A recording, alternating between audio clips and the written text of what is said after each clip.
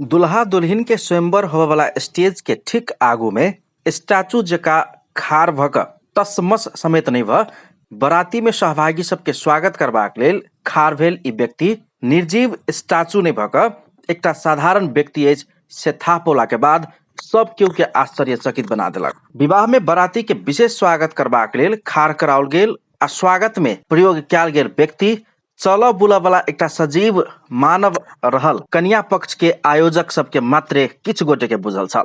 सहभागी अन्य सबके ई बात जानकारी भेला के बाद सब केओ आश्चर्य में पड़ल।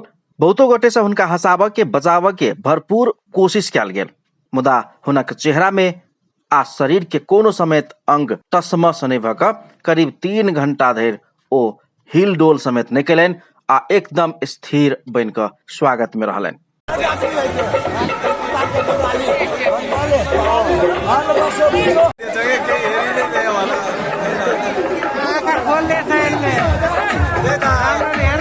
जब दुल्हा आ दुल्हिन के स्वयंवर संपन्न भ गेल तेकरा बाद मात्रे कुर्सी में खाड़ भेल उ स्वागत कर रहल व्यक्ति, उ स्वागत कर रहल पुरुष रूपी व्यक्ति जेकरा सब केओ स्टैचू सोचने छल। कुर्सी से उतरला के बाद मात्रे अन्य सब गोटे के था भेल जे उ स्टैचू नहीं स्वागत के लेल खाड़ भेल एकटा सर्वसाधारण व्यक्ति छलनि। एहि पात्र के नमस्ते जी सेहो कहल जाइत अछि। नमस्ते जी के ई पात्र भारत के मधुबनी बिहारक रहनिहार दीपक कुमार नायक के ई आब पेशा बनि गेल अछि। भारत सहित नेपाल में 15 वर्ष से सर्कस तमाशा के साथ साथे आब एहन विवाह शादी सब में समेत ओ स्टैचू आ मूर्ति जगह बन क नमस्ते जी पात्र के रूप में स्वागत के लेल खटे छथि। थिएटर सर्विस चले छे ना जी, ओहि में आप अहाँ के आवे छे दरबान जोकर नमस्ते जी। अच्छा, दरबान भ गेल अहाँ के गेट पर खड़ा होय छे, जोकर भ गेल जे कहे के मतलब भेले जे पब्लिक में उ खेले छे। ई भ गेल हम जे बनल छी से स्टैचू भ गेल छे। अच्छा, स्टैचू कहल जाय छे ओकरा। हर प्रैक्टिस छे, बुझलिए। हां, हमरा ई अपना अंतर में ई छे जब तक जयमाला हुआ से पहले खड़ा हो छे, जयमाला जब तक में खत्म हुए 5 घंटा में या 6 घंटा में खत्म हो या 2 घंटा में खत्म हो जाए तब तक खड़ा रह सके छे। ओ अपन पेशा प्रति अतेक प्रतिबद्ध छथि कि नायक के अनुसार हुनका आइ तक स्टैचू बनल क्रम में हंसाब में वा हुनक चेहरा में कोनो समेत परिवर्तन लाब में केओ नहीं सफल भेल अछि। ओ अपन काज करऽ के क्रम में केओ नहीं हंसा सकैया, अपन चेहरा में कोनो परिवर्तन नहीं लाबि सकैया से ठोकवा करैत छथि।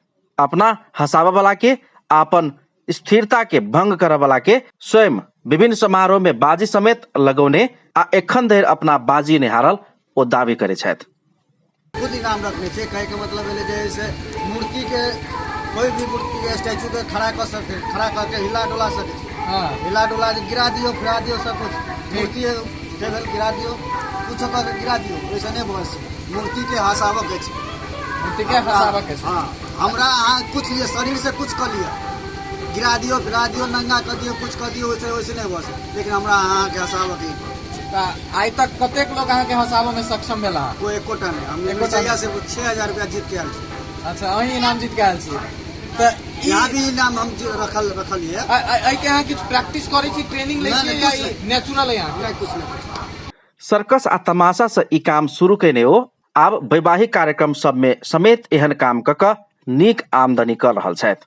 ओ स्वयं दुल्हा आ कन्या के स्वयंवर नहीं होव धरि अर्थात कोनो विवाह में 2 से लऽ कऽ कोनो विवाह में 5-5 घंटा धरि अहिना स्टैचू के रूप में नमस्ते जी के पात्र के रूप में स्वागत में खटि रहल दावी करे छथि। जीवन यापन के लेल कोनो काम आ पेशा छोट आ बड़का नहीं होइत अछि। हिनकर काम प्रति के हिनकर प्रतिबद्धता वास्तव में सीखऽ जोगर अछि। अपन टेलीविजन ब्यूरो, जनकपुर धाम।